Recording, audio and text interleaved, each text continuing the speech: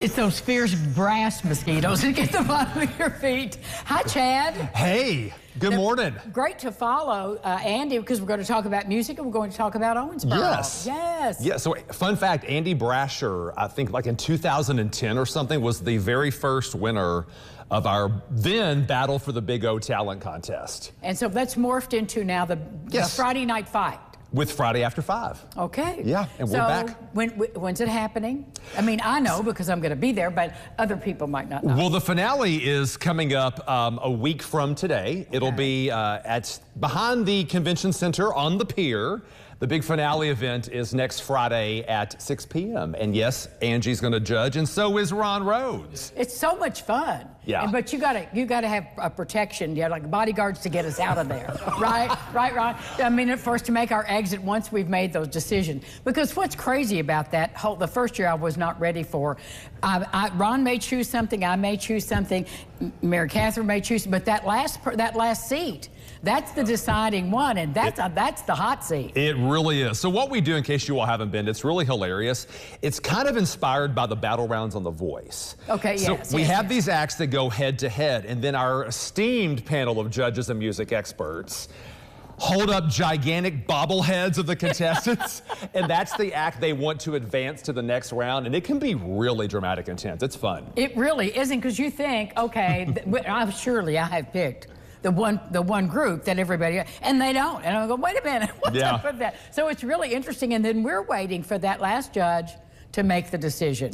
Yeah, and sometimes it comes down to that last judge. And when that happens, that's a lot of pressure on the judge, but it's also a lot of pressure on the contestants on the stage. It is. Because one vote makes the difference whether their night is finished or whether they advance for a chance to claim that $1,500 grand prize. And they get to open for...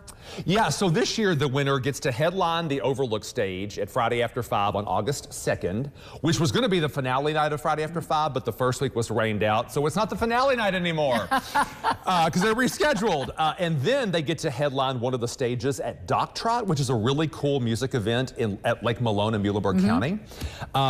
Correct me if I'm wrong, Muhlenberg County, but I think this was a result of like the COVID pandemic. They do this music festival where people can boat up to different stages. What a great idea. Yes. You just boat up and listen to live music, and our winner gets to headline one of those stages. Well, you know, I was talking to Andy about this, and Ron, and I've said this so often. Once we've heard all these acts, whether they win or not, they're great to come on Lifestyles and share their music. We've become friends with so many of those, and I enjoy watching their careers.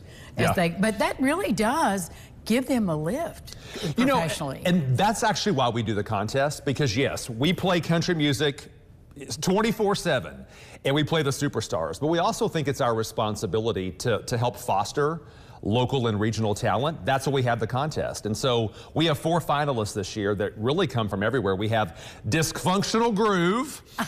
There they are. Look, there they are. Look at them.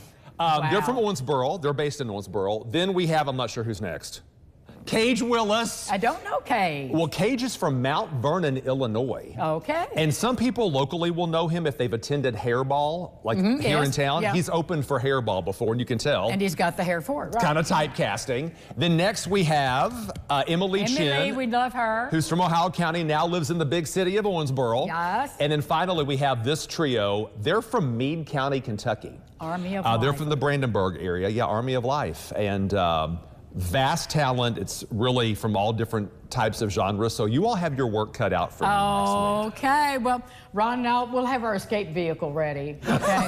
Next Friday night, we'll be there on the riverfront. Free entertainment. Thank you, Chad. I'll see you then. Thank you. Can't wait. We'll be back. Jeff Head is here. Don't go away.